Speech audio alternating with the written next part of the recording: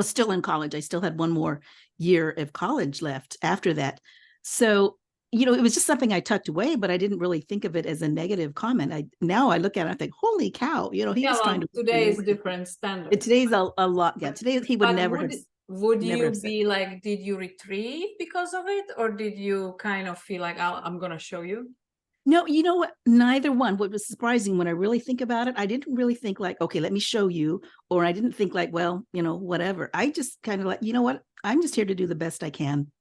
And I think that's always been my attitude is I don't have to prove anything to anybody, and I don't need to shy away from it. You just continue to do the best that you can. And I did, and wound up graduating actually in the ROTC program at the top of my class, my ROTC class. So, it was a really good experience. But when you asked about, what field did I go into?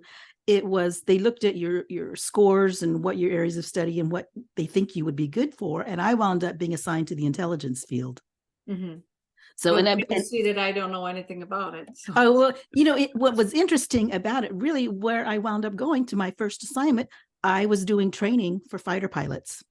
So I was teaching fighter pilots about different things. So I was still teaching. Look at that. I was teaching, and when I look back over all the years, everything that I've done, all my even different careers since I got out of the military, retired, have all involved teaching in one way or another.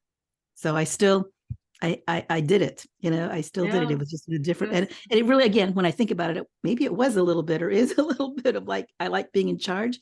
But I like seeing things happen. I like making things happen. I think I like seeing people transform. I think that's why I liked the teaching side of it.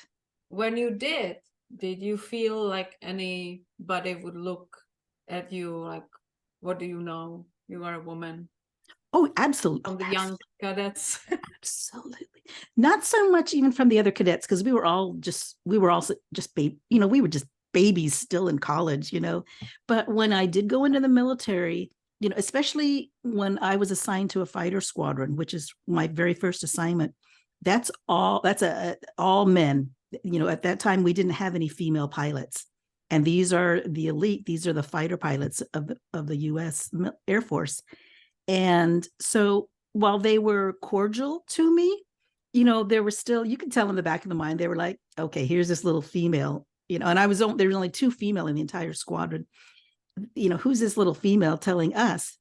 But fortunately, I had one of the gentlemen who was well respected, and he was in a position of authority, took me aside and he said, I'm going to make you the best intel officer you could possibly be. So he took me under his wing and he mentored me. And we're still friends to this day, but I will never forget how he took the time to, whenever we had a question, he would set aside anything that he was working on and say, let me help you answer that question, or anything that I wanted to talk about, or any of us, he would say. And he went on to become a 4-star general, which was great. I love that. But we knew he would be good. So those kinds of things stuck in my mind about how to treat people and how to be,